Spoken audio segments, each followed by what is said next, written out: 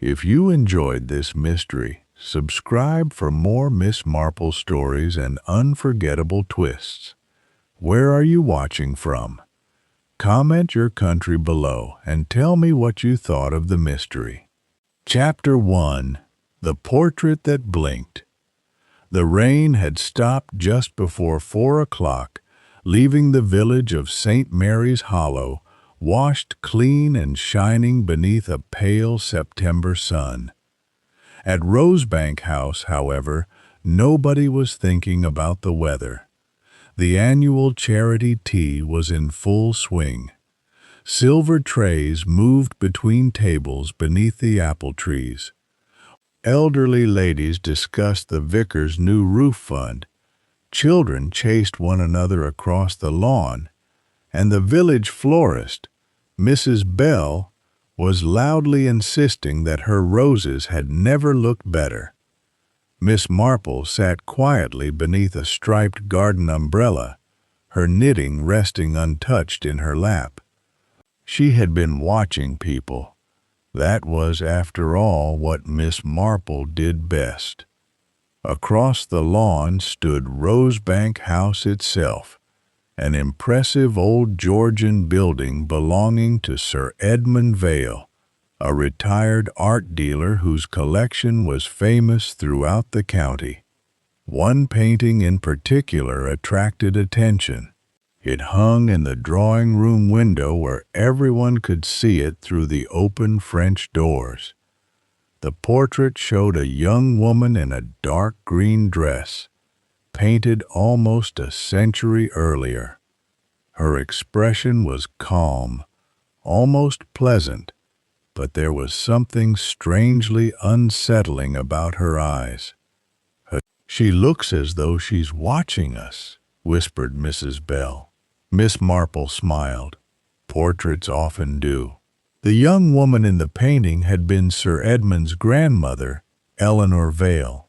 According to village legend, the portrait had once been removed from the house after a strange family scandal. It had returned only 3 days earlier, and that morning Sir Edmund had announced that he intended to reveal an important secret concerning it before the tea ended. Nobody had forgotten those words, especially not the people standing inside the drawing room. There was Sir Edmund's nephew, Julian Vale, whose financial difficulties were well known. There was Margaret Vale, Sir Edmund's much younger second wife, who had been seen arguing with him shortly before lunch. There was Dr. Samuel Reed, the village physician, who had once been engaged to Margaret.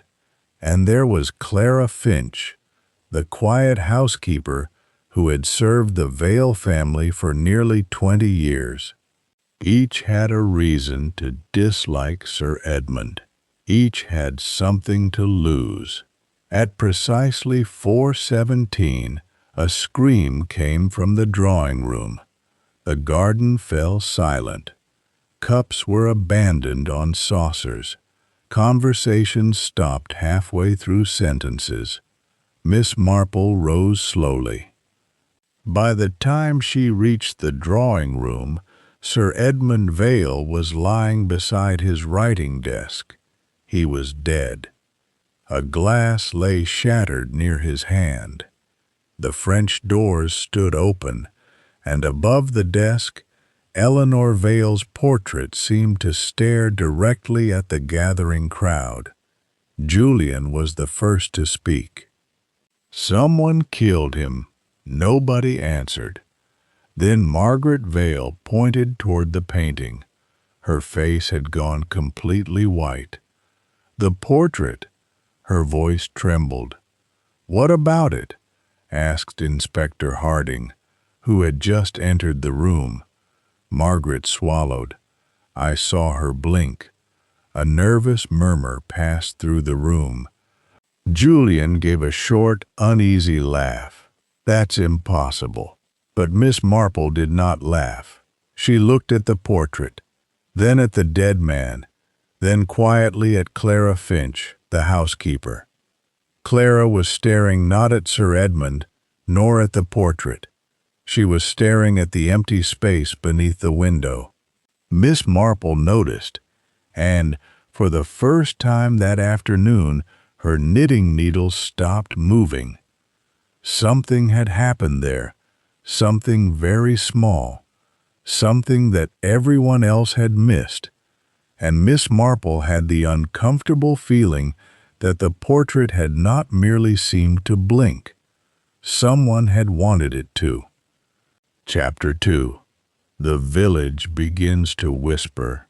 For several seconds after Margaret Vale spoke, nobody moved. The words "I saw her blink" seemed to hang in the drawing room like a bad smell. Inspector Harding looked first at Margaret, then at the portrait. "Mrs. Vale," he said carefully, "are you quite certain?" Margaret's lips parted, but no answer came. Julian Vale stepped forward. She was frightened. Anyone would be. "I am not frightened," Margaret snapped. The sharpness of her reply surprised everyone. Miss Marple, standing near the French doors, watched her quietly. Fear could make people irrational, certainly. But anger was sometimes more revealing than fear. Inspector Harding approached the portrait. It was an imposing oil painting, nearly 4 feet high, showing Eleanor Vale seated beside a tall window. Her dark green dress was old-fashioned, her hands folded neatly in her lap. The artist had given particular attention to her eyes. They were pale gray and remarkably lifelike. Harding examined the canvas, then the frame. "Has anyone touched this painting today?" "No," said Julian. "Yes," said Clara Finch, at almost exactly the same moment. Everyone turned. Clara looked startled by her own answer.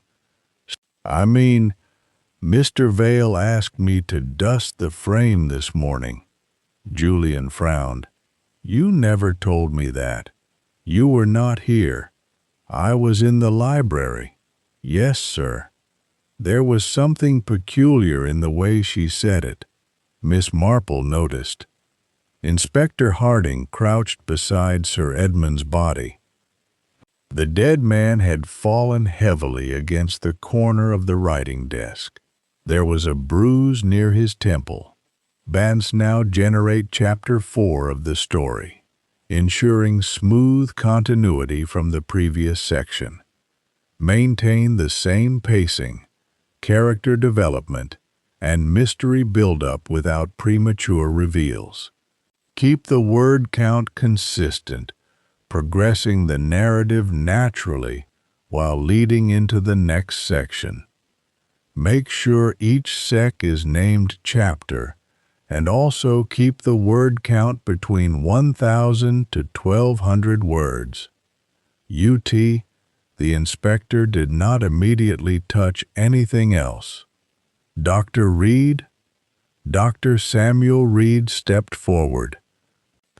He had been standing near the fireplace, his expression unusually pale.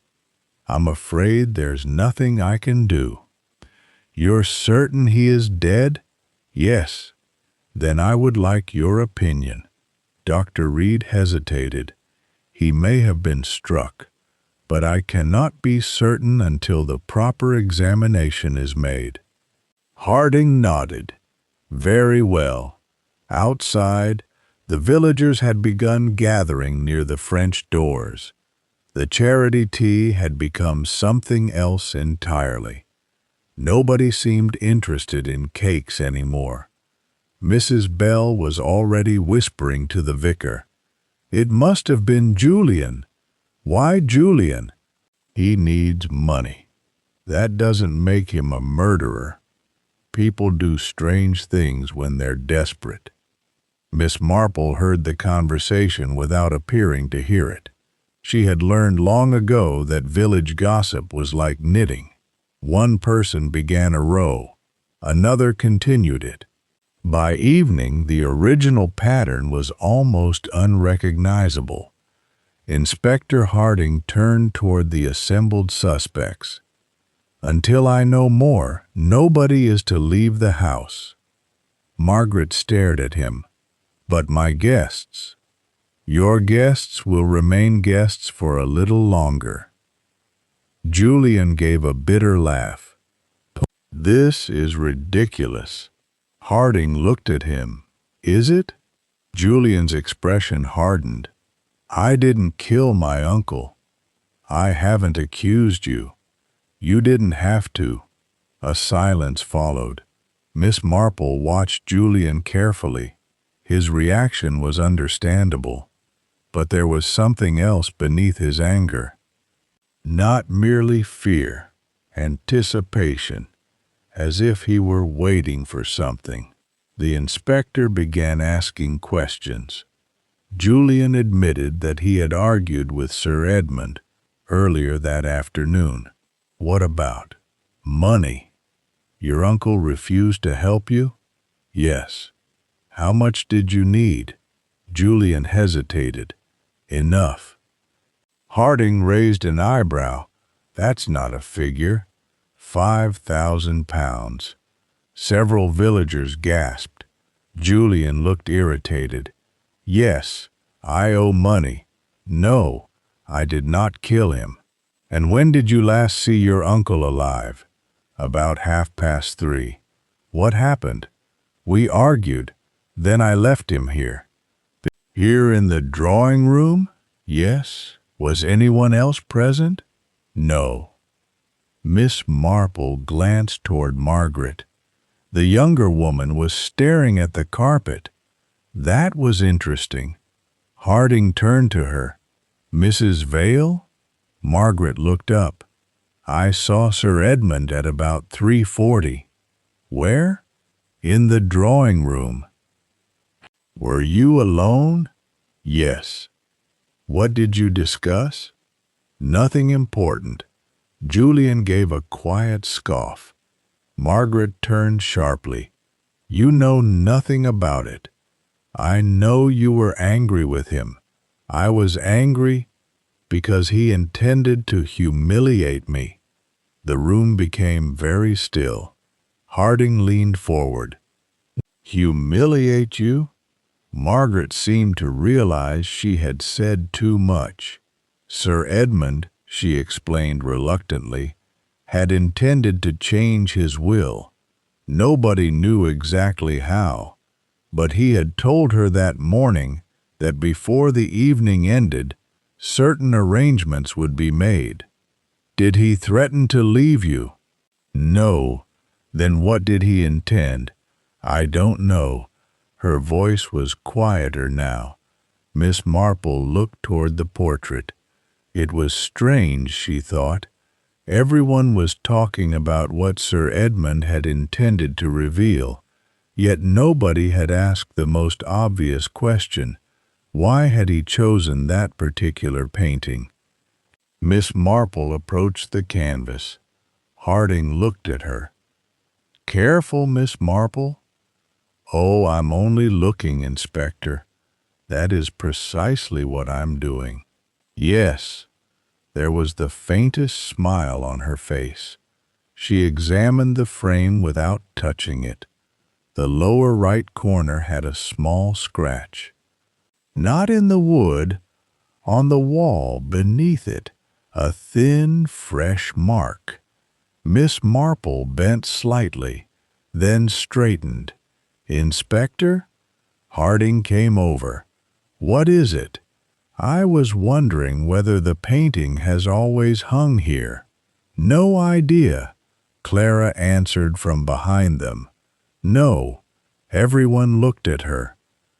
She folded her hands. "It used to hang in the upstairs hall."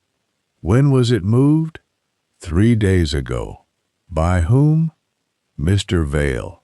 "Why?" Clara looked at the portrait. I don't know.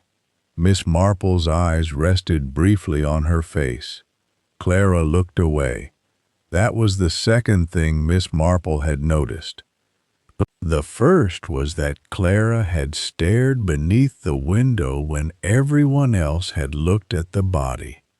The second was that she had answered too quickly when asked about the painting. But there was a third. Clara had not once looked surprised by Margaret's claim that the portrait had blinked. Not disbelief, not fear, nothing, as though she had heard the story before. Miss Marple returned to her chair. Outside, the light was beginning to fade. The police photographer arrived. Doors were closed. Footsteps echoed through the old house, and still the villagers whispered. By 6 o'clock, 3 theories had emerged. By 7, there were 7. By 8, Mrs. Bell had confidently announced that the portrait itself was cursed. Miss Marple merely smiled. At 8:30, Inspector Harding found her in the small library. I wonder if I might ask you something. Of course. Did you notice anything unusual this afternoon? Miss Marple considered. There were rather a lot of unusual things. Anything important?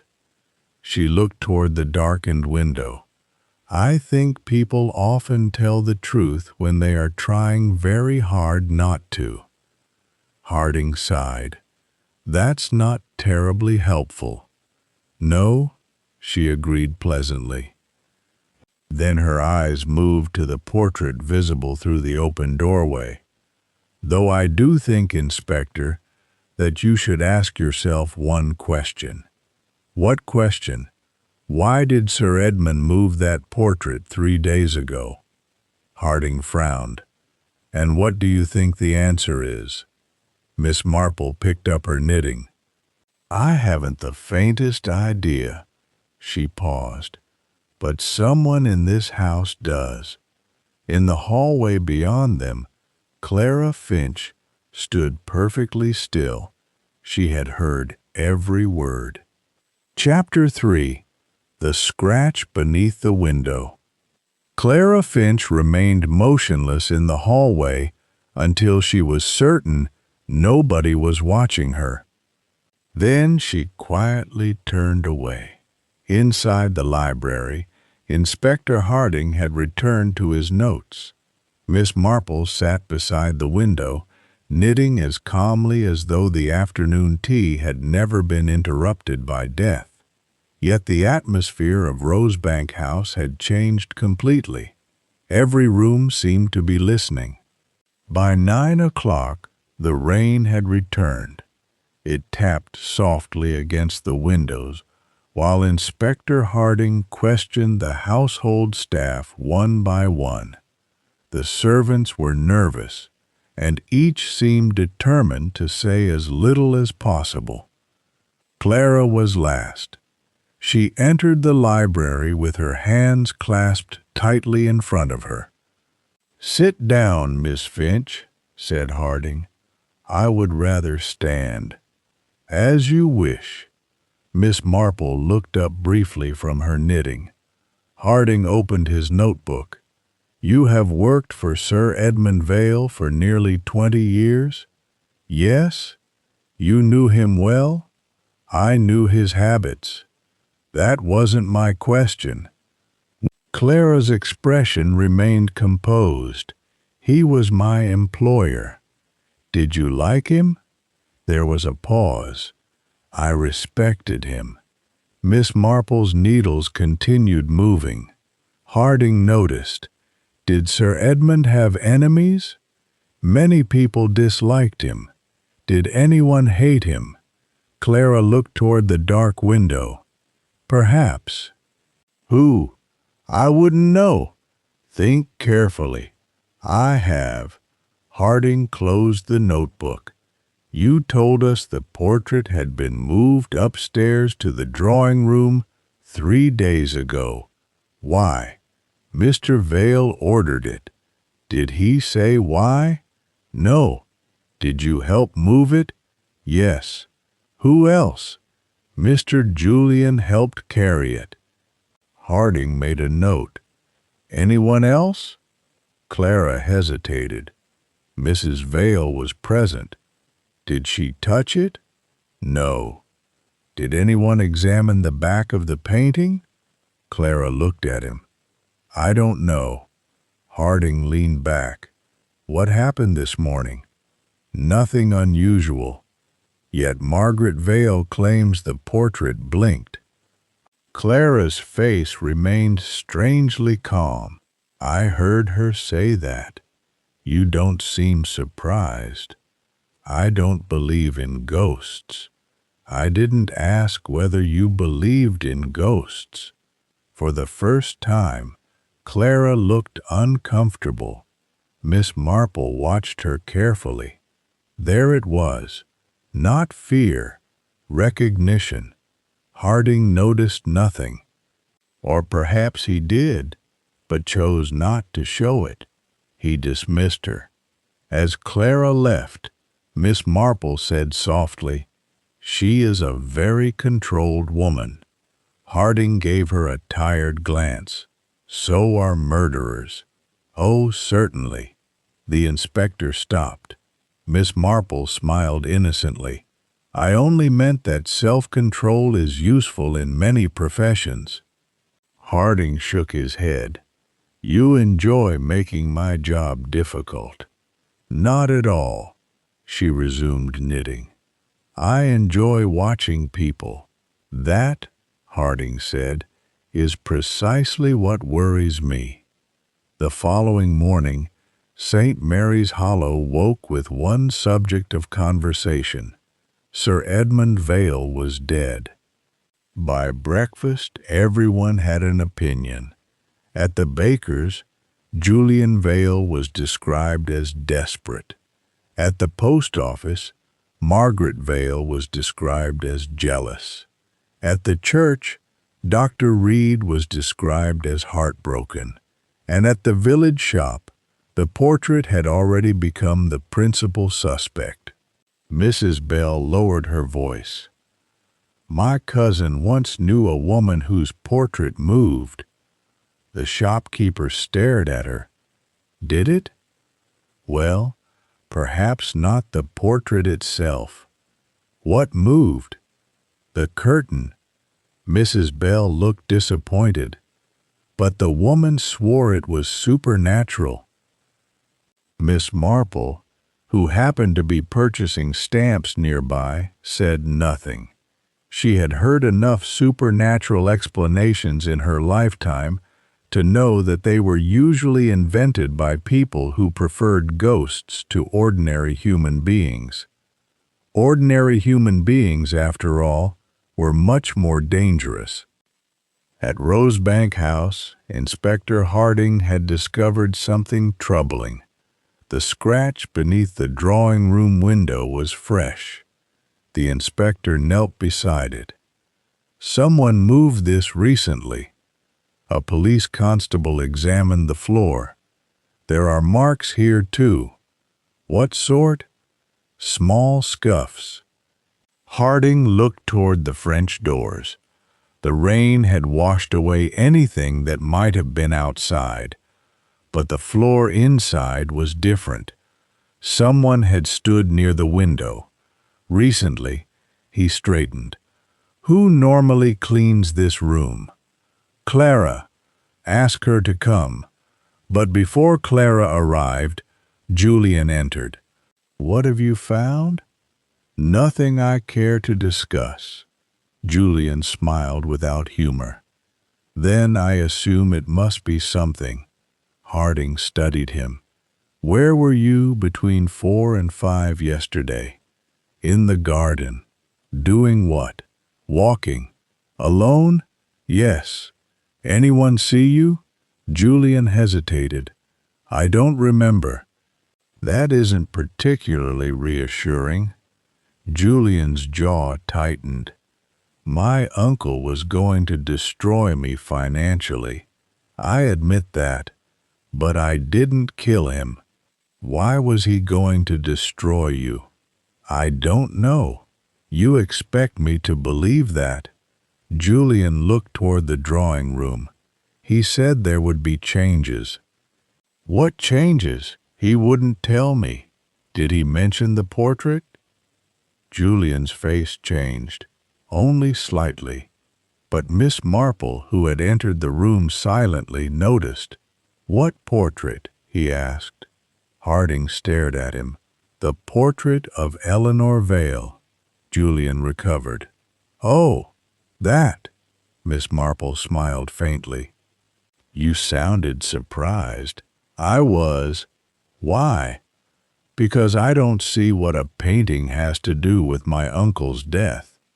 Miss Marple looked at the portrait. Neither do I. She paused. Yet everyone seems determined to talk about it. Julian gave her an uneasy glance. Then he left. Miss Marple waited until he was gone. He knows something, Harding said. Yes. You agree? I didn't say that. You didn't need to. She smiled. Julian knows something about the portrait. Whether it concerns the murder is another matter. Harding sighed. Sometimes I wish you would simply tell me what you're thinking. I rarely know what I'm thinking until people finish behaving strangely. That afternoon, Miss Marple asked Clara to accompany her into the drawing room. The housekeeper looked uncertain. Mrs. Marple? I wondered if you might help me. With what? The flowers. Clara blinked. The flowers? Yes. I thought the room looked rather bare after yesterday. It was an obvious excuse. Clara knew it. Miss Marple knew Clara knew it. Nevertheless, they walked toward the portrait. Miss Marple stopped beneath it. Such an interesting expression. Clara said nothing. Your grandmother. Eleanor Vale wasn't my grandmother. Oh, of course. Miss Marple smiled. I meant the woman in the painting. Clara looked at the portrait, then quickly away. Miss Marple noticed. Did Sir Edmund ever speak about her? Sometimes. What did he say? That she was unhappy. Why? I don't know. Miss Marple moved closer to the window. The painting was here 3 days ago? Yes. And before that? Upstairs. Was it ever locked away? Clara hesitated. Yes. When? Years ago. Why? I don't know. Miss Marple turned. You've been here 20 years, Clara. Surely you remember. Clara's expression hardened. Some things are better forgotten. The words were spoken quietly, but they carried weight.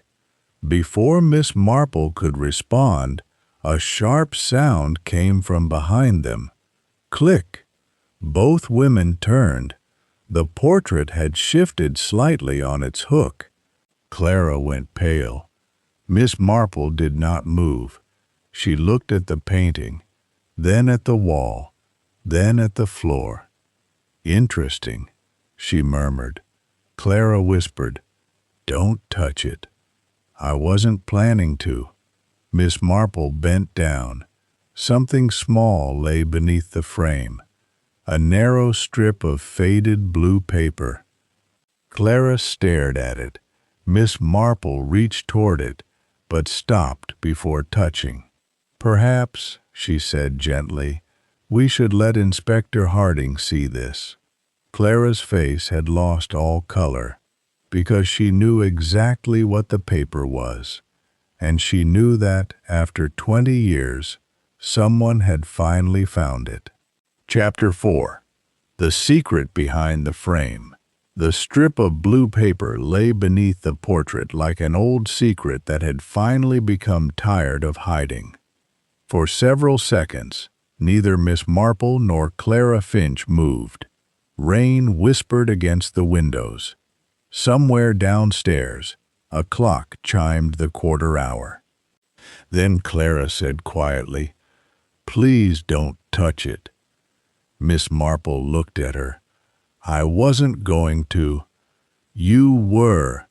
My dear Miss Finch, curiosity is not the same thing as interference."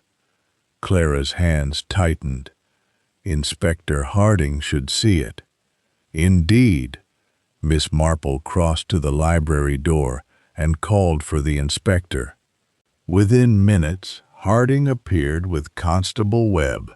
The constable carefully lifted the narrow piece of blue paper with tweezers and placed it inside a transparent evidence envelope. "It appears to be old," Harding said. "Yes," Miss Marple replied. "Very old." He held it toward the light. There were faint marks on it, but most of the writing had faded. Only 3 words could be distinguished. "Do not trust." The rest had been torn away. Harding looked at Clara. "Do you recognize it?" "No." The answer came too quickly. Miss Marple noticed. So did Harding. "You're certain?" "Yes." What was the paper doing beneath the portrait? "I don't know." Who might have put it there? "I don't know." Harding's patience began to disappear. "You've worked in this house for 20 years. You know its rooms, its furniture, its family history. Surely you know something." Clara looked at the portrait. For the first time, something resembling sorrow crossed her face. Knowing something and being able to speak about it are not always the same. Harding stared at her. "That's an interesting answer. It is the only one I have." He dismissed her. But before Clara left, Miss Marple spoke gently. "Clara." The housekeeper stopped. Was Eleanor Vale frightened of someone? Clara slowly turned. No. A pause. She was frightened for someone.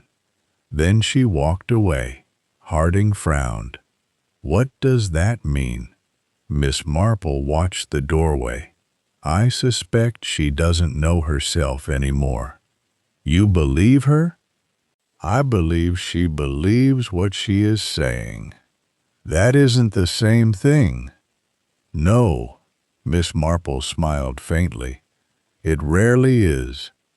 The blue paper was sent away for examination, though Harding warned that its age made it unlikely to provide much help. The more immediate problem was Sir Edmund's death.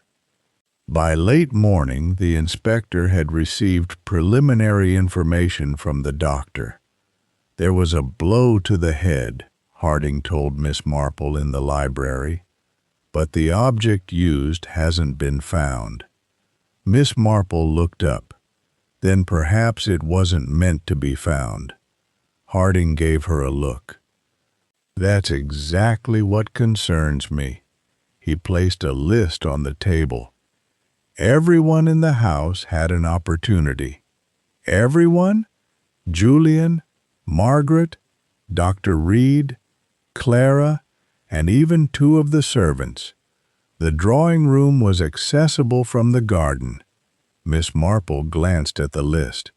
Who discovered the body? Margaret. And who screamed? Margaret. That seems rather convenient. You suspect her? I haven't said that. Harding sighed. You never say what I want you to say. I find that people often say it for themselves. Before Harding could respond, the library door opened. Margaret entered. She looked exhausted. I need to speak with you. Harding gestured toward a chair. Sit. She remained standing. I want to tell you something about the portrait. Miss Marple's knitting stopped. Harding leaned forward. What? Margaret looked toward the corridor before speaking. Sir Edmund was afraid of it. When? For weeks. Why? He never told me. Did he mention Eleanor Vale? Several times. Margaret's voice lowered. He said the family had made a terrible mistake years ago. What mistake? I don't know. Harding watched her closely. Did he tell you why he moved the painting? No. Then why do you believe it has something to do with his death? Because of what happened yesterday. The blinking? Margaret nodded. I know how it sounds. It sounds impossible. I know. She looked at Miss Marple. But I saw something. What? Before I entered the room, the portrait was facing the opposite direction. Harding frowned. Paintings don't turn. I know that. Then what do you mean? The eyes. Margaret swallowed. They were looking toward the window before. When I returned, they were looking directly at me.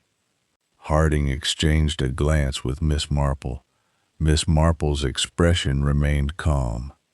Perhaps the light changed, she suggested.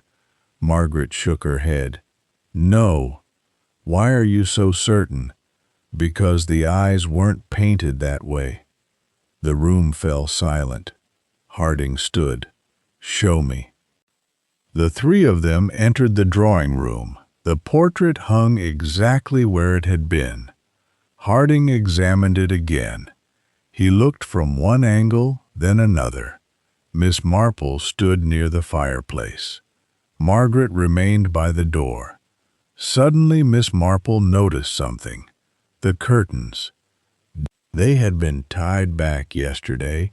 Now one of them was hanging slightly loose. She approached it. There was a small brass hook hidden behind the curtain, and beneath it, a faint line in the wallpaper. Inspector, Harding came over. What? Miss Marple pointed. This wall has been disturbed. Harding examined the mark. He pressed against the wallpaper. Nothing happened. Then he tried again, slightly lower. A narrow panel shifted. Margaret gasped. Behind it was a shallow cavity. Inside lay a small wooden box. Nobody spoke. Harding removed it carefully. It was locked. Where's the key? He asked. Margaret shook her head. I've never seen it. Miss Marple looked toward the portrait. Perhaps we should ask Clara. Harding sent Constable Webb to find her, but Clara did not come. The constable returned several minutes later. She isn't anywhere in the house. Harding's expression hardened. Search the grounds. While the constable hurried away, Miss Marple studied the box. There was something engraved on its lid, a single initial. E. Margaret whispered, Eleanor. Miss Marple did not answer. Harding turned the box over. Nothing. Then he noticed a tiny mark on the bottom. 3 numbers. 1, 7, 4. He stared at them. What could that mean?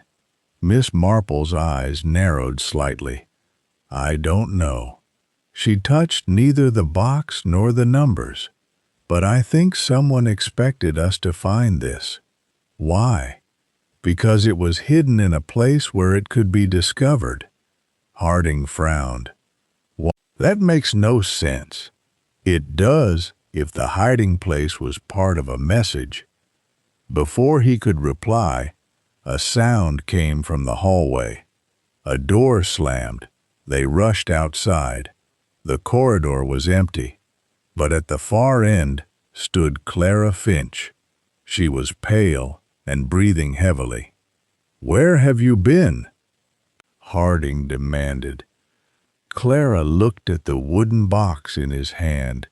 For one terrible moment, she seemed unable to speak. Then she whispered, "You must put that back." "Why?" "Because Sir Edmund wasn't the first person who tried to open it." Miss Marple looked at her. "And who was the first?" Clara's eyes moved slowly toward the portrait. "His father." She paused. "And he died before he could tell anyone what he found." Chapter 5. The Woman Who Knew Too Much. Clara Finch remained in the hallway long after Miss Marple and Inspector Harding had returned to the library. The house seemed strangely quiet. Even the old grandfather clock appeared reluctant to announce the hour. Clara looked toward the drawing room. The portrait of Eleanor Vale was visible through the half-open doors. For 20 years, Clara had avoided looking at those painted eyes for longer than necessary. Now she could not look away. She remembered another room, another afternoon, another secret, and most troubling of all, she remembered the promise she had made long ago: never tell anyone. Clara turned sharply when she heard footsteps. Julian Vale was standing behind her. "You heard them talking about the box?" Clara's face hardened. "What box?" "Don't." His voice was low. "You know exactly what I'm talking about." Clara looked toward the library. "Keep your voice down." Julian stepped closer. "My uncle found it." "You don't know that." "He told me." Clara stared at him. "When?" "Yesterday morning." "What exactly did he say?" Julian hesitated. "He said that if anything happened to him, I should ask you about Eleanor." Clara's expression changed, only for an instant, but Julian saw it. "So you do know." "I know nothing. You've been lying to us for years." Clara's eyes flashed. "You have no idea what I have protected this family from." "Then tell me." "No." "Why?" "Because some truths destroy the people who uncover them." Julian laughed bitterly. "Someone has already destroyed Uncle Edmund." Clara lowered her voice. "And you should be very careful." "Is that a threat?" "No." She looked directly at him. "It is advice." Then she walked away. Julian remained in the corridor, troubled. He had expected Clara to be frightened. Instead, she seemed angry, and that worried him far more. In the library, Inspector Harding was studying the preliminary report. Miss Marple sat opposite him. "I've spoken with Dr. Reed," he said. "And?" "He believes Sir Edmund was killed sometime between 3:45 and 4:15. Miss Marple nodded. "That narrows things." "Not enough." Harding turned a page. "The cause appears to have been a heavy blow. No weapon has been found. Perhaps the murderer took it. Possibly. Or perhaps it is still in the house." Harding looked up. "You think so?" "I think murderers are rarely as tidy as they imagine." The inspector smiled faintly. "You make it sound like experience." "I've read newspapers." "Of course."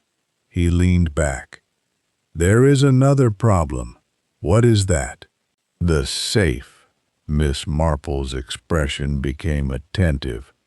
"Sir Edmund's study contains a wall safe. It was locked when we examined the room, and it has now been opened. By whom? I don't know. Was anything taken? Nothing obvious. Miss Marple considered this. Perhaps something was put inside. Harding frowned. Why would someone open a safe to put something in? To make us look for something that isn't there? The inspector stared at her. Miss Marple smiled. Or perhaps I am being unnecessarily suspicious. I don't think that is possible. A knock came at the door. Dr. Reed entered. I've finished speaking with the police surgeon. Harding gestured for him to sit. Anything new? The injury is unusual. How? It seems Sir Edmund was struck from slightly behind. Meaning? He probably didn't see the person who attacked him. Miss Marple's needles slowed. Was there any defensive injury? No. So he trusted the person who approached him. Dr. Reed nodded. That's possible. Or, Harding added, he didn't have time to react. Dr. Reed looked uncomfortable. There is something else. What? He had been drinking tea. Harding frowned. Poison? No, nothing suggests that. Then why mention it? Because the cup was not found beside him. Miss Marple looked up. Where was it? In the fireplace. Harding sat upright. The fireplace? Yes. Broken? No. Then why was it there? I don't know. Miss Marple's expression became thoughtful. Was the tea still warm? Barely. She said nothing, but something about the detail had caught her attention. Not the tea, the fireplace. That evening, the rain finally stopped. Miss Marple walked alone through the drawing room. She had asked Harding to leave her for a few minutes. The inspector had reluctantly agreed. The portrait stood in the fading light. Eleanor Vale looked serene, almost innocent. Miss Marple approached the fireplace. The ashes had been disturbed. She crouched carefully. There was a small silver spoon among them. She picked it up using a handkerchief. A faint smear of blue remained along its handle. Blue! The same color as the paper found beneath the portrait. Miss Marple's eyes narrowed. She did not touch the mark. Instead, she stood and looked around the room. The tea table, the writing desk, the portrait, the fireplace, the window. Everything appeared ordinary. That was precisely what troubled her. Then she noticed the clock. It had stopped. 14 minutes past 4. Miss Marple checked her watch. The clock had not stopped because it was broken. Its hands had been deliberately moved. She called Inspector Harding. He arrived immediately. You found something? The clock! Harding examined it.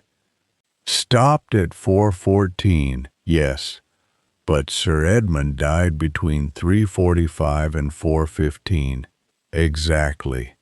Harding looked thoughtful. Someone wanted us to believe he died at 4:14. Yes. Why? Miss Marple glanced at the portrait. Perhaps because they wanted us to overlook another time. What other time? The time when the murderer entered the room. Harding stared at her. You think the clock was deliberately altered? I think somebody wanted it altered. That's different. Quite. He examined the clock again. Then something caught his attention. A tiny smear of dark dust marked the glass. He frowned. "Who touched this?" Miss Marple shook her head. "I don't know." Harding suddenly looked toward the door. "Where is Clara?" "I haven't seen her." They searched the servants' quarters. Clara was gone. Her room was tidy. Her coat was missing. So was a small leather handbag. Harding's expression hardened. "She left the house." Miss Marple looked at the neatly made bed. "No? What? She didn't leave voluntarily." Harding turned. "Why?"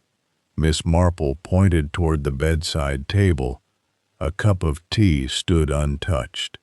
Next to it lay Clara's spectacles. "Clara never goes anywhere without those." Harding stared at the cup, then at the open window. The curtains moved gently in the night air. Miss Marple walked toward it. On the sill was a single muddy footprint, small, narrow, and unmistakably fresh. Harding's face became grim. "Someone has taken her." Miss Marple looked toward the dark garden. Perhaps. Then she noticed something else. Caught on the window latch was a thread of dark green fabric, the exact shade of Eleanor Vale's painted dress. Miss Marple did not speak, but for the first time since Sir Edmund's death, the mystery seemed to have changed direction. Someone was no longer merely hiding a secret.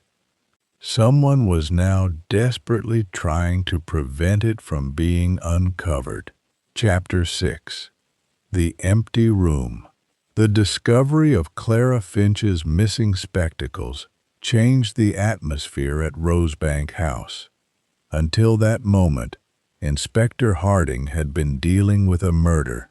Now he had something more troubling, a disappearance. He stood beside the open window, staring into the dark garden. "Search the grounds," he ordered. 2 constables hurried outside with lanterns. Miss Marple remained beside the window, studying the small footprint on the sill. "It is rather narrow," she observed. Harding glanced down. "You think it belongs to a woman?" "I think someone wanted us to think it belonged to a woman." The inspector looked at her. "Why?" "Because whoever left it knew someone would notice." Harding crouched beside the sill. The footprint was clear enough, but the soil beneath it was strangely dry. "The garden is wet," he said. "Yes? So whoever made this mark didn't come directly from outside." Miss Marple nodded. "Exactly." Harding straightened. "Then it was planted." "Perhaps." She looked toward the dark garden. "Or someone came through the house first." That possibility made Harding's expression considerably less comfortable. They searched every room. Clara's bedroom was examined first. Everything was orderly. Too orderly. Her clothes hung neatly in the wardrobe. Her shoes were aligned beneath the bed. A small Bible rested on the bedside table. There were no signs of a struggle. "No one dragged her out of here," Harding said. Miss Marple looked around. "No. Then where did she go?" "She may have left willingly." Harding frowned. "Without her spectacles?" "No." Miss Marple pointed toward the dressing table. A second pair of spectacles lay inside a drawer. Harding stared. "She had another pair?" "Apparently." Miss Marple smiled faintly. "That makes the first pair rather less mysterious. But why leave them behind? Perhaps she wanted someone to believe she had been taken." Harding sighed. You're suggesting Clara disappeared deliberately? I am suggesting that we don't yet know whether she disappeared or was made to disappear. Before Harding could answer, Julian appeared at the doorway. Have you found her? No. He looked genuinely worried. She wouldn't simply leave. Why not? Harding asked. Because she knows this house better than anyone. Miss Marple watched him. Did you speak with her after dinner? Julian hesitated. Yes. What did you discuss? Nothing. Miss Marple's eyes rested on him. Nothing? She told me to be careful. About what? I don't know. Julian's voice became defensive. She was frightened. Of what? He looked toward the corridor.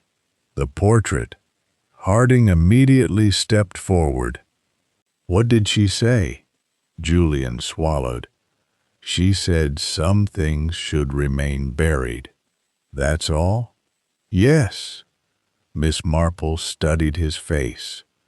Julian was telling the truth, or at least most of it. That distinction mattered. Near midnight, the police discovered something behind the greenhouse. A narrow path led from the rear garden toward the old carriage house. There, hidden beneath a loose wooden board, they found a woman's scarf, Clara's. Harding examined it carefully. No blood, he said. No damage either, replied the constable. Miss Marple arrived a moment later. She looked at the scarf. Where was it? Under the board. Was the board loose? Yes. Recently? Probably.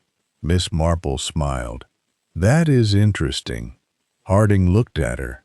Why? Because Clara has worked here for 20 years. If there were a loose board beneath which one might hide something, I suspect she would know about it. So whoever put the scarf there may have chosen a hiding place Clara herself would normally avoid. Why would she avoid it? Miss Marple looked toward the carriage house. Because it is visible from the kitchen window. Harding followed her gaze. The kitchen window overlooked the exact spot. But if Clara wanted to hide something, he said slowly, she wouldn't choose there. No, which means someone else did. Miss Marple nodded. The inspector carefully placed the scarf into an evidence bag. Then a noise came from the carriage house, a soft metallic sound. Everyone froze. Harding signaled the constables. They entered. The room was empty, except for an old wooden cabinet standing against the far wall. Its door was open. Inside lay a small bundle of papers. Harding removed them. They were old letters, all addressed to Eleanor Vale. The oldest was dated 31 years earlier. Miss Marple read the first few lines, then stopped. What is it? She handed it to Harding. The letter contained only a few words. Eleanor, you must leave before Edmund discovers the truth. Harding frowned. Edmund was Sir Edmund's father. Yes. The next letter was worse. The child must never be told. Harding looked at Miss Marple. Child? Miss Marple shook her head. I don't know. A third letter mentioned a place, Blackthorn Cottage. A fourth contained only a name, Thomas Reed, Dr. Reed. Harding's expression changed. That's the doctor's name. Miss Marple nodded. Apparently. Could he be related to this? Possibly. Then why didn't he tell us? Miss Marple looked at the letters. because people rarely volunteer information that makes them look guilty. Harding gathered the papers. We'll question him again. Dr. Reed was found in the downstairs study. When Harding entered, the doctor immediately noticed the letters in his hand. His face went pale. You found them. It was not a question. Harding closed the door. You know what these are? Yes. Then explain. Dr. Reed sat slowly. I never expected anyone to find them. Who wrote them? My mother. Harding stared. Your mother knew Eleanor Vale? Yes. How? She worked here before I was born. And the child? Dr. Reed looked at Miss Marple. You've read that? Yes. He closed his eyes. I don't know who the child was. Don't lie. I am not. His voice trembled. My mother refused to tell me. What about Thomas Reed? That was my father. Harding frowned. Why would Eleanor Vale correspond with your father? Dr. Reed looked toward the window. Because he loved her. Silence. Miss Marple's knitting needles stopped. Was Eleanor in love with him? I don't know. And Edmund Vale? He discovered the relationship. What happened? Dr. Reed shook his head. My father left the village. Why? He was told that if he stayed, Eleanor would suffer. Harding leaned closer. By whom? I don't know. The doctor looked exhausted. But I do know one thing. What? My mother always said that Eleanor Vale did not die naturally. Miss Marple looked at him. Die? Dr. Reed nodded. She died young.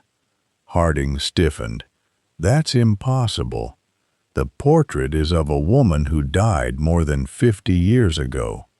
Miss Marple corrected him gently. Then perhaps the family history is not what we have been told. A silence followed. Then footsteps sounded outside. Someone was running through the corridor. Harding rushed out. The hallway was empty, but the door to the drawing room stood open. The portrait was still there, except now something had changed. A thin crack ran across the glass covering the painting, and beneath the portrait on the floor lay another piece of blue paper. Miss Marple bent toward it. This time there were 4 visible words. She was never Eleanor. Miss Marple's face remained calm, but her eyes became very serious. The portrait had not merely been hiding a secret. It had been hiding a false identity, and somewhere in Rosebank House, someone knew exactly why. Chapter 7. The Name Beneath the Name. For several moments, nobody spoke. The blue paper lay on the carpet beneath Eleanor Vale's portrait. She was never Eleanor. Inspector Harding read the words twice. Then he looked at Dr. Reed. You knew about this? No. The doctor's answer came quickly. Harding narrowed his eyes. You just told us your mother believed Eleanor Vale had died under mysterious circumstances. Yes. And now we find a note claiming the woman in the portrait wasn't Eleanor at all. Dr. Reed stared at the painting. I don't understand. Miss Marple did not answer. She was studying the portrait, not the face, the frame, the position of the shoulders, the hands, and finally, the dress. There is something wrong, she said. Harding looked at her. With the painting? with the story. She walked closer. Everyone has been speaking about Eleanor Vale as though the woman in this portrait were unquestionably her. She was identified as Eleanor, Harding said. By whom? He paused. The family. Exactly. Miss Marple smiled faintly. Families are very good at preserving traditions. They are not always equally good at preserving facts. Dr. Reed looked uneasy. Then who is she? That, Miss Marple replied, is what someone has gone to considerable trouble to conceal. The next morning, the village was buzzing again. The portrait had become a legend overnight. Mrs. Bell told 3 different versions of the story before breakfast. In the first, the painting was cursed. In the second, the woman had been secretly murdered. In the third, the portrait had been painted from memory because the real woman had disappeared. By 10 o'clock, a 4th version had appeared. According to the postman, the woman in the painting had never existed. Miss Marple heard all 4 versions while buying marmalade. She said nothing. She had long believed that gossip was occasionally useful, not because it was accurate, because people often revealed themselves while inventing it. At the village shop, she noticed something else. When the name Eleanor Vale was mentioned, Mrs. Bell looked toward Dr. Reed's house. Only briefly, but enough. Miss Marple remembered it. Back at Rosebank House, Inspector Harding had arranged for the family records to be brought downstairs.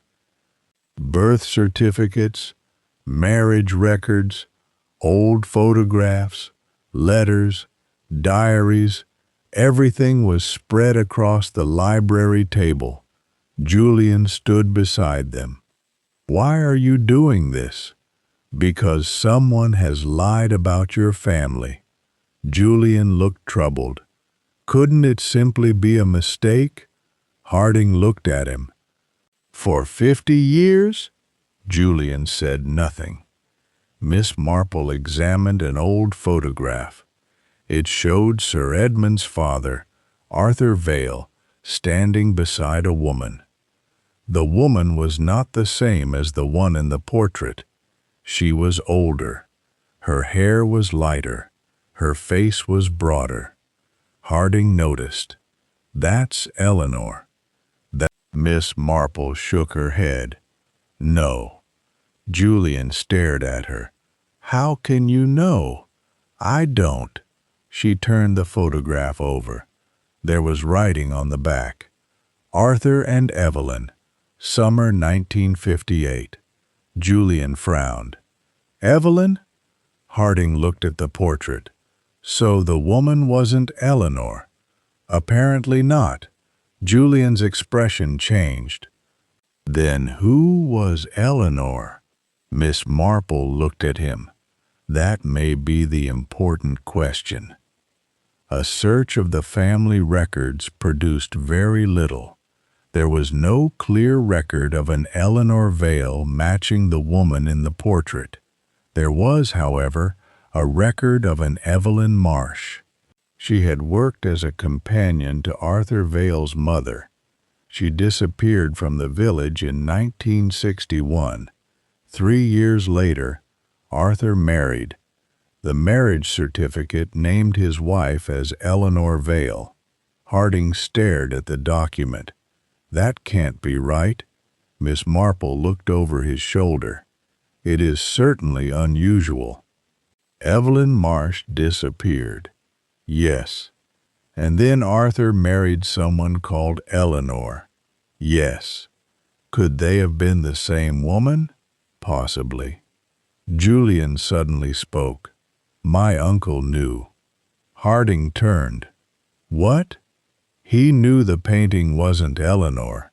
How? Because I heard him arguing with someone about it. When? 2 weeks ago. Who was he arguing with? Julian hesitated. I couldn't see. Where? Outside the study.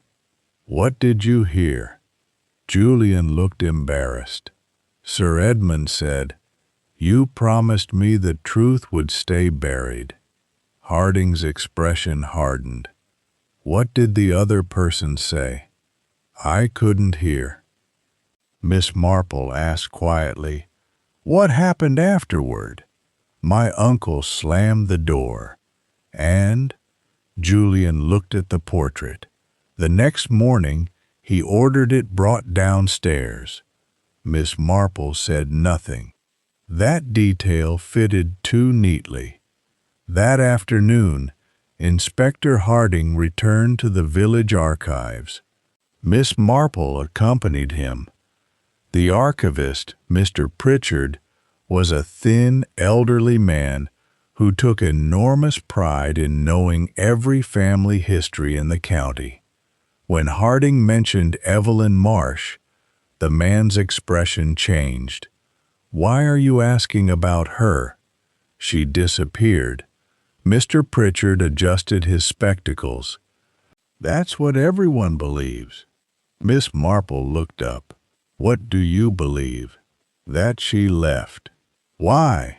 She was frightened. Of whom? Mr. Pritchard hesitated. Arthur Vale. Harding leaned forward. Why?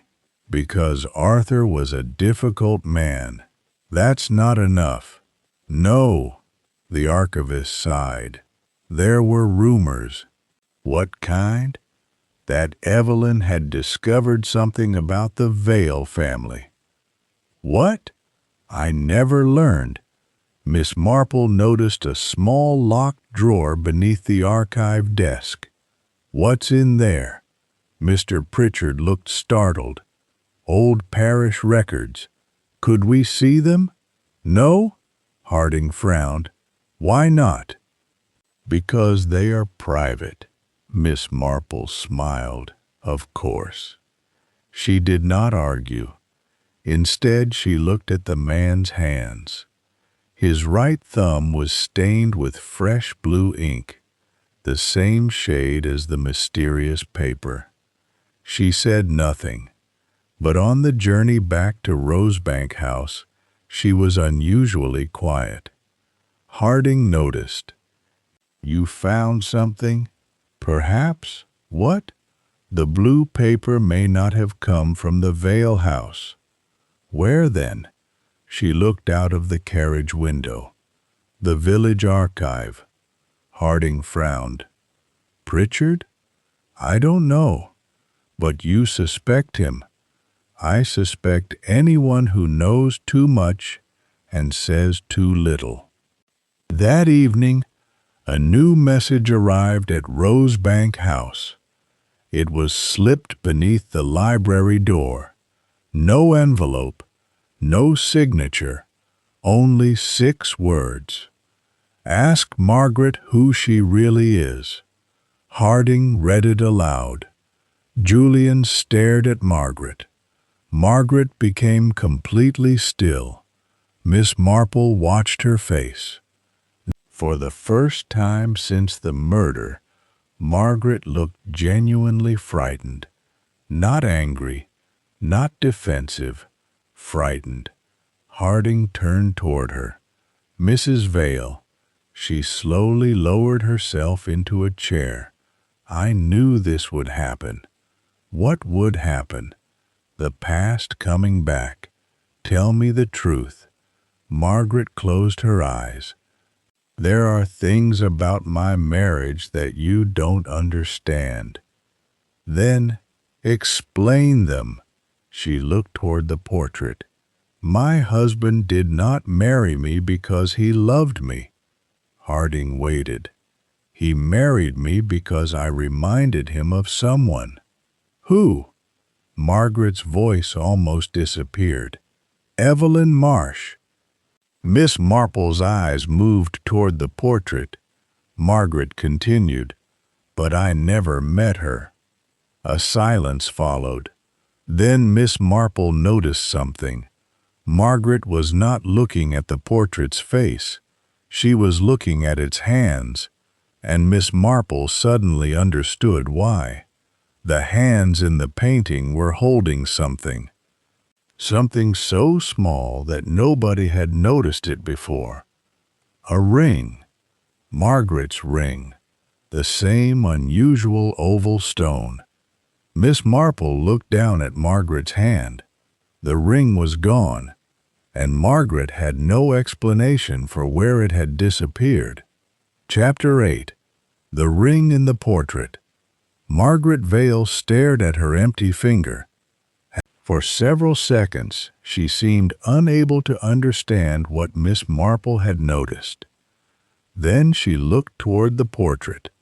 The small painted ring remained clearly visible on the woman's hand.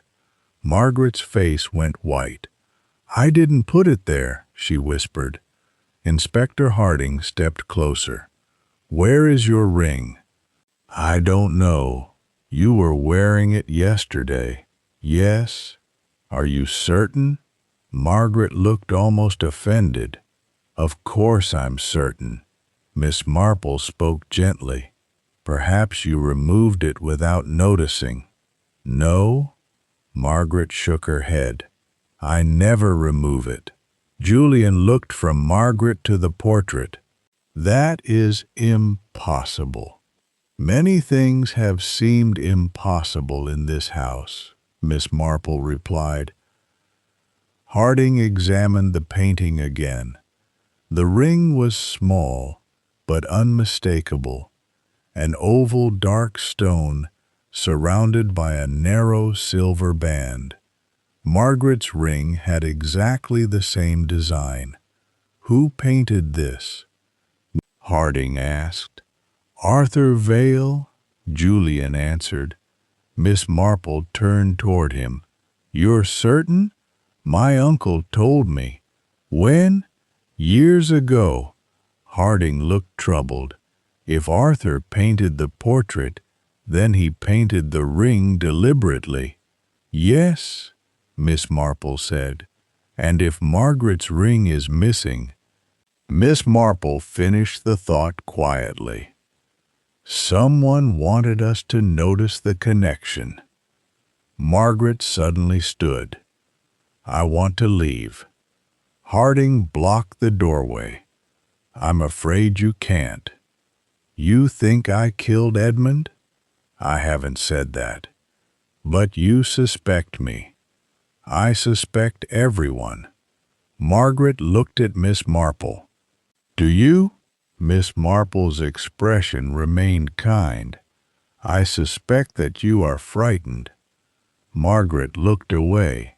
"That isn't the same thing." "No," said Miss Marple, "it isn't." Later that morning, Harding searched Margaret's bedroom. The ring was nowhere to be found. Neither was anything else obviously connected to the portrait. Yet the room contained one curious detail. A photograph had been removed from its frame. The frame stood empty on Margaret's dressing table. "Where's the photograph?" Harding asked. Margaret hesitated. "I don't know." "Whose was it?" "My mother."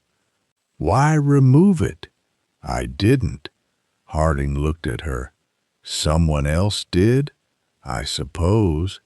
Miss Marple picked up the empty frame. There was a small amount of dust along the glass. The photograph had been removed recently. She examined the back of the frame. Nothing. Then she noticed a faint pencil mark. A single letter. E. Harding frowned. "Eleanor?" "Or Evelyn," Miss Marple said. Margaret suddenly sat down. "My mother knew Evelyn Marsh." Harding turned sharply. "You never mentioned that. You never asked." "Tell me everything." Margaret took a long breath.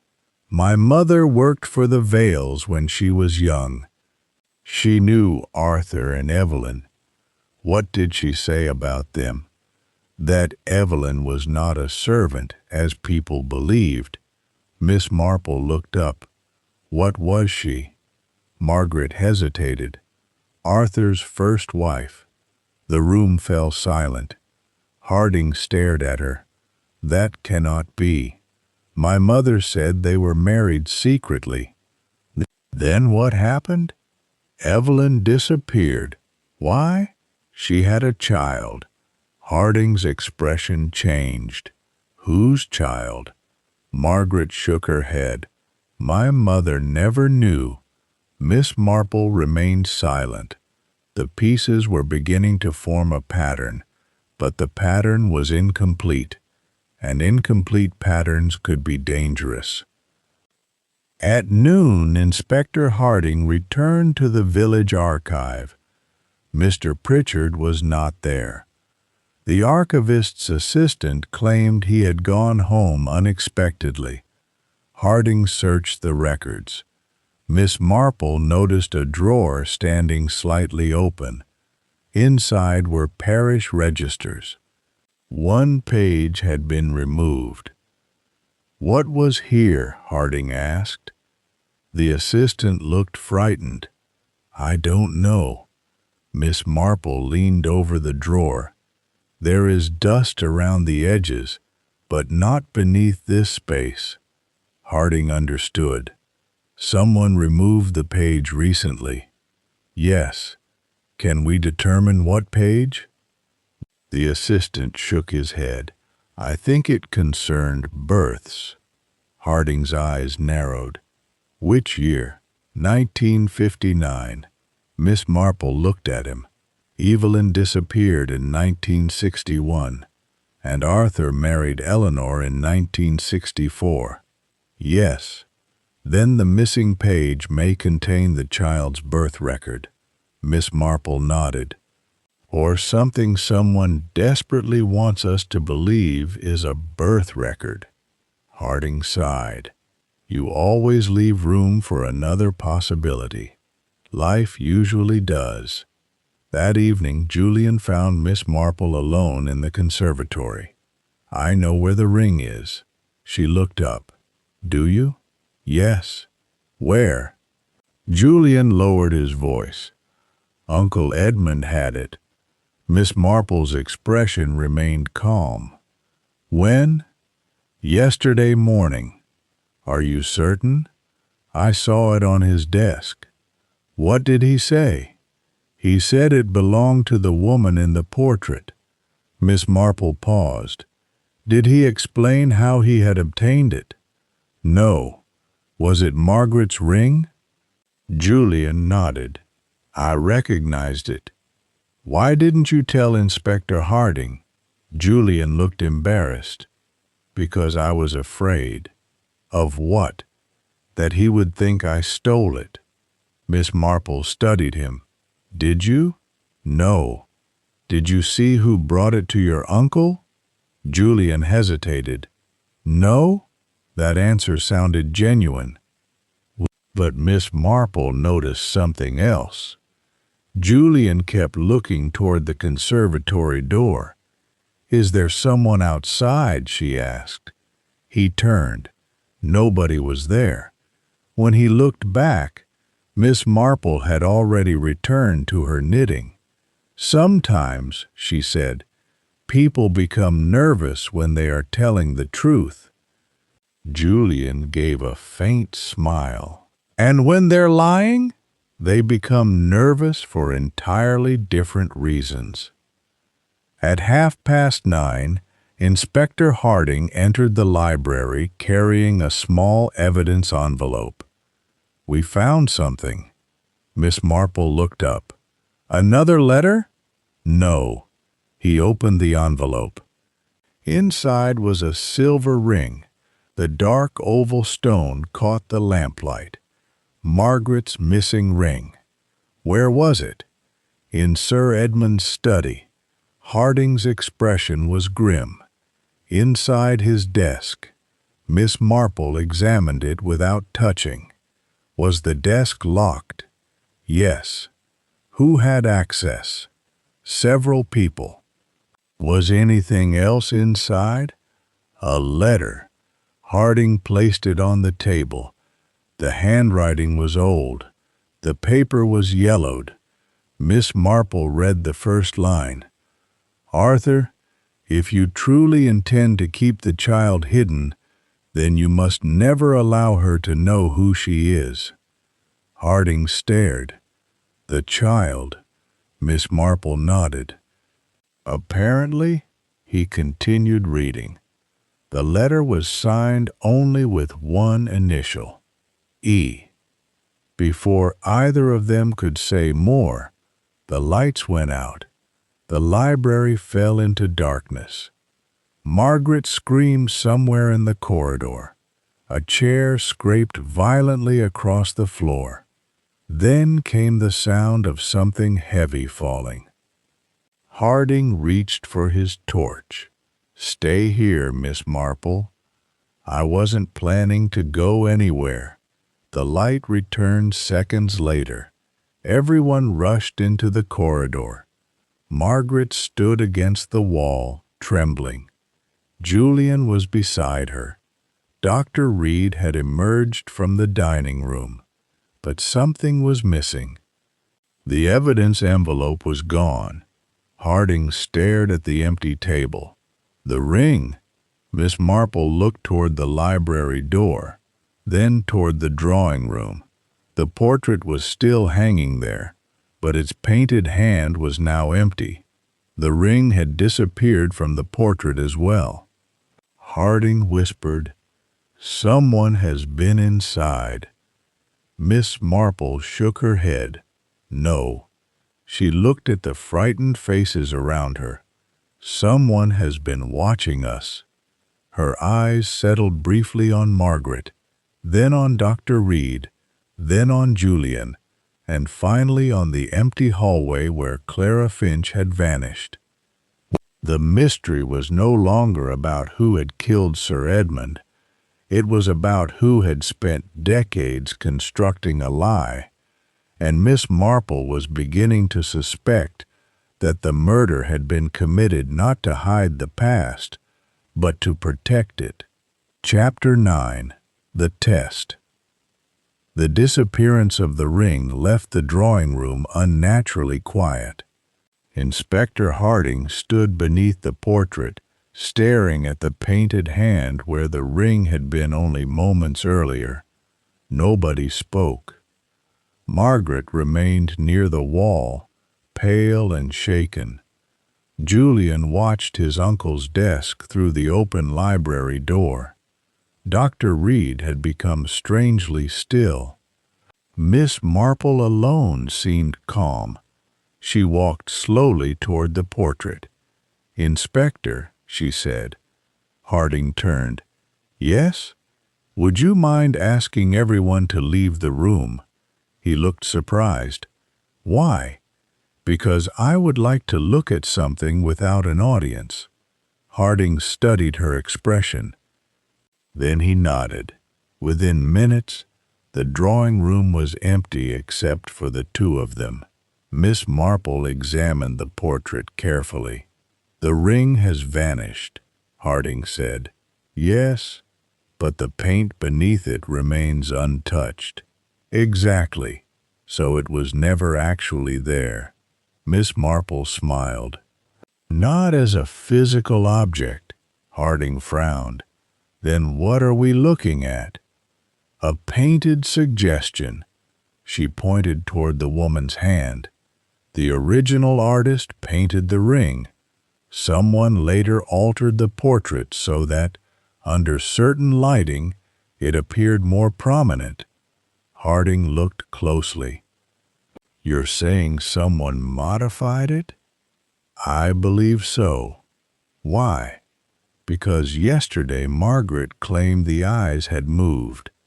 Harding's expression changed. The portrait was designed to create an illusion. Perhaps. Miss Marple glanced toward the window. Someone wanted people to doubt what they saw. Harding was silent. Then he said, "The blinking. Yes, the ring Yes. The altered appearance. Yes. All designed to frighten us? Not frighten? Miss Marple's voice was gentle. Distract. By breakfast, the household had divided into uneasy groups. Julian accused Margaret. Margaret accused nobody. Dr. Reed refused to discuss the portrait, and Clara Finch remained missing. Inspector Harding ordered another search of the grounds. This time they discovered a small wooden gate behind the greenhouse. It led to an overgrown lane beyond the Vale property. The lock had been broken recently. On the other side of the gate was a single muddy footprint. Harding examined it. Someone left this way. Miss Marple looked at the ground, or wanted us to think so. Harding sighed. You really don't trust footprints. Footprints are truthful. People are not. He almost smiled. Then the constable approached. We found this near the lane. He handed Harding a folded piece of paper. The inspector opened it. 3 words had been written across the page. Ask the doctor. Harding looked toward Dr. Reed. The doctor was standing by the greenhouse. He had seen the note. His expression was grim. I suppose this means I have another explanation to give. In the library, Dr. Reed finally told the truth about his family. My father knew Evelyn Marsh. Harding waited. He was in love with her. We know that. No, you know the story. You don't know what happened afterward. Miss Marple sat quietly beside the window. Dr. Reed continued. Evelyn disappeared because she was expecting a child. Arthur Vale's child? I don't know. Then whose? Dr. Reed looked down. My father's. The room became silent. Harding leaned forward. Are you saying Evelyn had a child with Thomas Reed? Yes. What happened to the baby?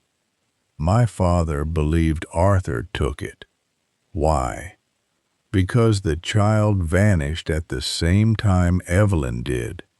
Miss Marple asked softly, Did your father ever see the child? No. Then how could he know? He didn't. That answer seemed to trouble Dr. Reed. He spent the rest of his life believing Arthur had destroyed everything. Harding looked at the old letters. And Eleanor? Dr. Reed shook his head. Eleanor was never part of the original story. Then who was she? I don't know. Miss Marple looked toward the door. But someone does. That afternoon, Miss Marple asked Margaret to walk with her in the garden. They moved slowly between the rose beds. Your husband married you because you resembled Evelyn Marsh. Margaret nodded. My mother told me that. Did you ever meet Evelyn? No. Did Sir Edmund believe you were related to her? I don't think so.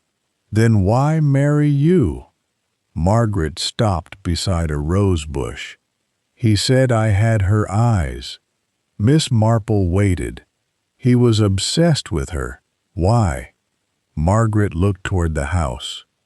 Because he believed Evelyn had taken something from the family. What? I don't know. Did he ever mention a child? Margaret hesitated. Yes. What did he say? He said the child had grown up without knowing the truth. Miss Marple's face remained composed. Did he ever say where? No. Margaret looked at her. But I think he knew. How? Because 2 months ago, He received a letter. From whom? I don't know. What did it say? Margaret's eyes filled with unease. Only one sentence. What sentence? She whispered. The child has returned. Miss Marple said nothing. Then she asked, Did Sir Edmund know who the child was? I believe so. Did you? No. Miss Marple looked at her carefully. Are you certain? Margaret looked away. Yes.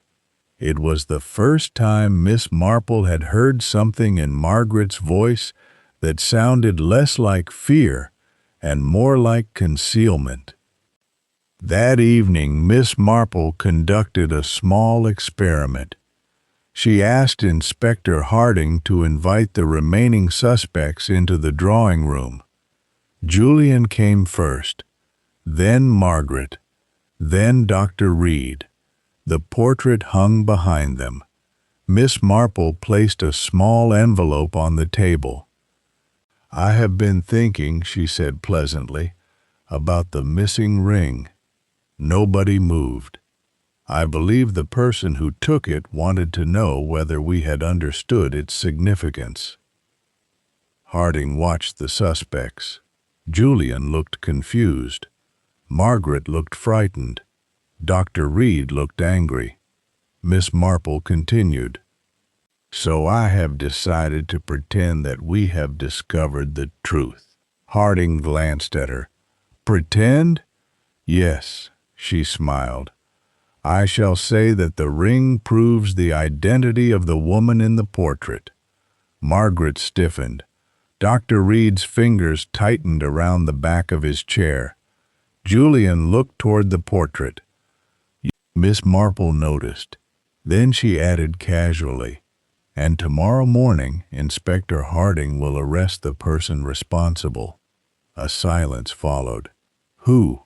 Julian asked. I haven't decided. Miss Marple picked up her knitting. But the person who knows the truth will probably make a mistake before morning.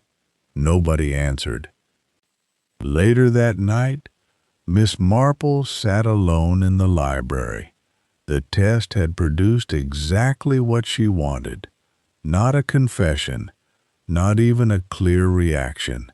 Something smaller, something human. She had watched where each person looked when the word identity was mentioned. Julian had looked at the portrait. Margaret had looked at Dr. Reed. Dr. Reed had looked at Margaret. But there had been one reaction that mattered most. When Miss Marple mentioned the arrest, Dr. Reed had glanced toward the library door. Not the exit, the desk. The place where the old letter had been kept. Miss Marple smiled faintly. Then the door opened. Inspector Harding entered. We have a problem. What kind? Someone has entered Sir Edmund's study. Was anything stolen? Yes. What? Harding placed an evidence bag on the table. Inside was a torn piece of blue paper. Miss Marple examined it. The words were incomplete, but enough remained to read. The child was never lost. Harding looked at her. There's more. What? The police found Clara Finch. Miss Marple's expression changed. Where? At Blackthorn Cottage. Alive? Yes. Was she alone? Harding shook his head. No. Miss Marple waited. Someone was with her. Who?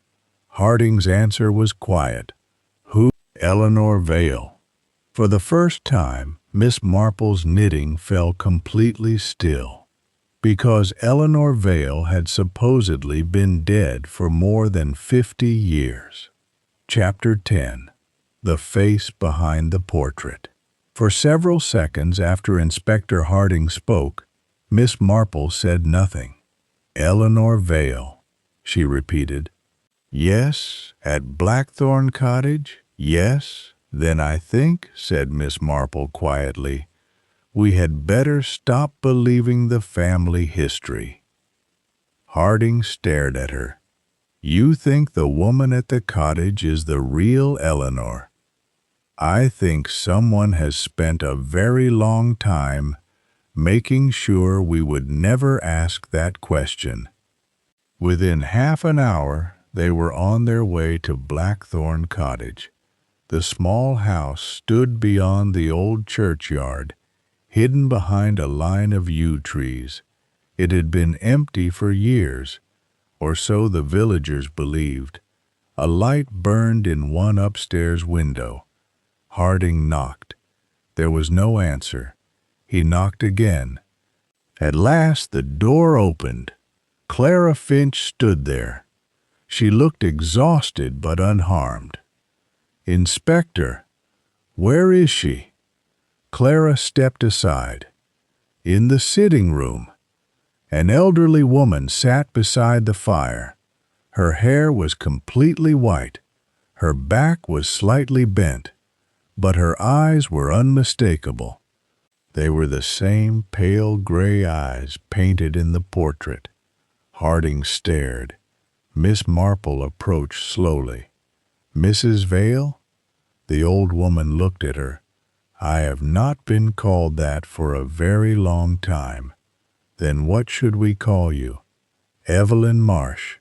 Harding went still. Miss Marple nodded.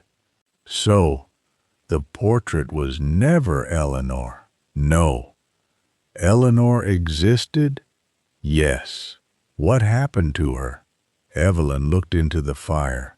"She died when she was young." "Then who was painted?" "Me." Silence followed. Evelyn continued. "Arthur Vale loved me, but his family would never accept me. When Eleanor died, Arthur's mother decided that the family name must be protected. They claimed the woman in the portrait was Eleanor. Why? Because I knew too much." Harding frowned. "About what?" "The child." Miss Marple's eyes narrowed. "Your child." Evelyn nodded. "Thomas Reed was the child's father." Harding looked stunned. "Dr. Reed?" "No, his father." She explained that Thomas Reed and Evelyn had been secretly in love. When Evelyn became pregnant, Arthur discovered the affair. He threatened Thomas and arranged for Evelyn to disappear. But Arthur had not taken the child. Evelyn had. She had left the village and raised the baby elsewhere. "Why did you return?" Evelyn looked toward Clara. "Because Edmund found me." Clara lowered her head. "He discovered the truth several months ago," Evelyn continued. "At first, he wanted to repair the damage his family had caused. But then he became afraid." "Afraid of what?" Harding asked. "That the truth would destroy his inheritance." Miss Marple nodded slowly. "That explains the portrait." "Yes." Evelyn's voice became softer. "Edmund moved it downstairs because he wanted to show someone the truth, but he didn't know whom he could trust." Harding looked at Clara. "You knew Evelyn was alive." "For 20 years," Clara said. "Why keep it secret?" "Because she asked me to." "And the blue papers?" Clara answered. "I left them." Miss Marple turned toward her. "Why?" "To frighten Edmund into telling the truth." "But he didn't." "No." "What happened yesterday?" Clara's eyes filled with sadness. "Edmund asked me to meet him in the drawing room. He said he had finally decided to reveal everything." Harding asked, "Did you kill him?" "No." Miss Marple watched her carefully. The answer came without hesitation. and this time she believed it. Then who did? Nobody spoke. Miss Marple turned toward Dr. Reed. He had followed them to the cottage. His face was pale. "Doctor?" He looked at Evelyn, then at Harding. "I did not intend for him to die." Harding stepped forward. "What did you do?" Dr. Reed closed his eyes. "I confronted Edmund." "Why?" "Because I discovered what he had done to my family." "You struck him?" "Yes," Margaret gasped. Dr. Reed continued. "He was alive when I left him." Harding stared. "You left him injured?" "I thought he would recover." Miss Marple spoke quietly. "And the clock?" Dr. Reed looked at her. "I changed it." "Why?" "To make it appear that I had been nowhere near the drawing room." "Then you knew he was dead?" "I returned later." "And found him?" "Yes." "Why didn't you call for help?" Dr. Reed lowered his head. "Because I was afraid." Miss Marple nodded. "But you were not the person who created the portrait deception." "No, and you didn't take the ring." "No, nor did you write the final message." Dr. Reed looked confused. "What message?" Miss Marple turned toward Harding.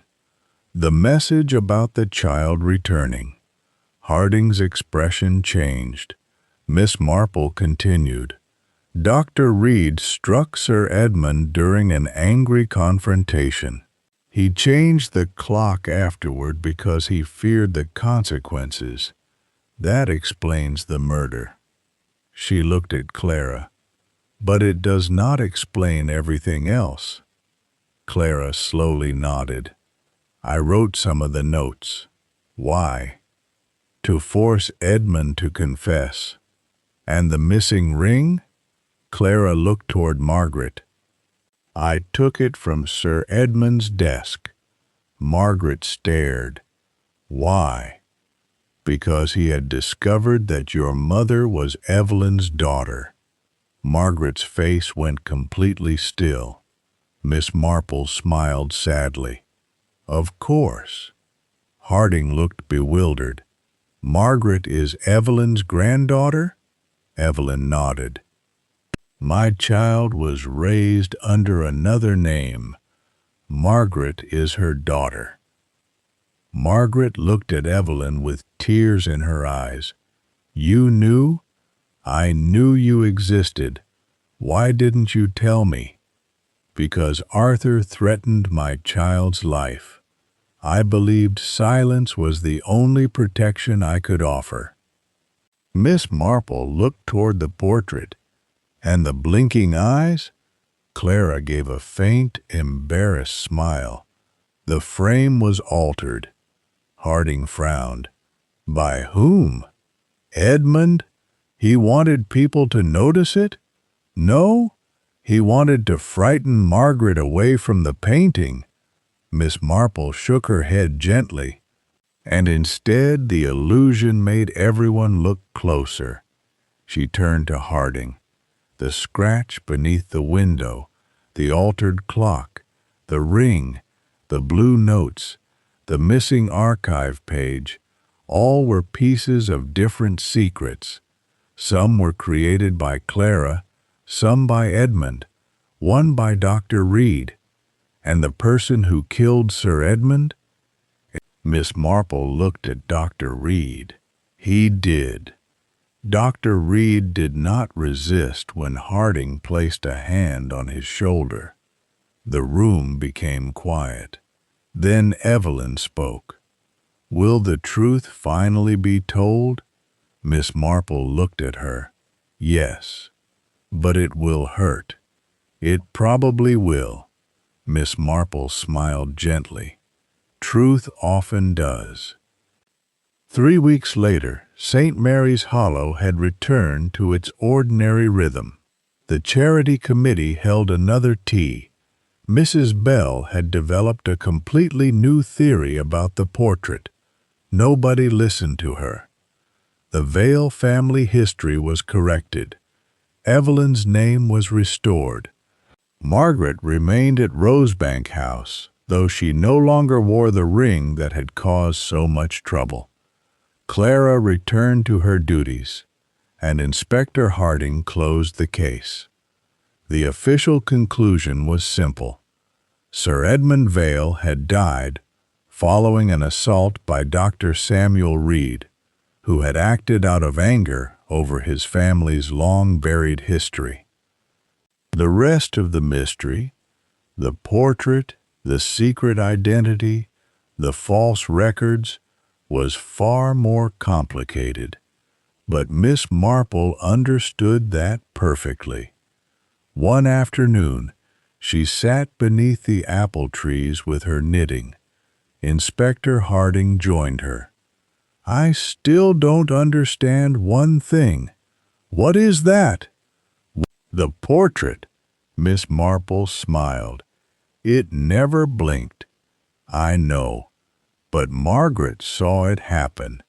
"Yes, because the light changed across the painted eyes. And the ring. A clever alteration." Harding shook his head.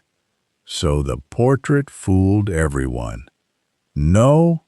Miss Marple looked toward the distant house. "People fooled themselves." She resumed knitting. "A mysterious painting is much easier to believe than an ordinary person with an extraordinary secret." Harding smiled. "You really do think human nature is the greatest mystery?" "Oh, I don't think it is." She glanced toward the village. "I know it is." The church bell began to ring. Children ran along the lane. Someone laughed in the distance. Rosebank House stood quietly beneath the afternoon sun, and high above the drawing room, the portrait remained where it had always been. The woman in the green dress looked peaceful. Her painted eyes seemed almost alive, but there was no secret left behind them now, only history. And Miss Marple, who had understood from the beginning that the strangest mysteries were rarely hidden in locked rooms. They were hidden in people, and people, unlike portraits, could always blink.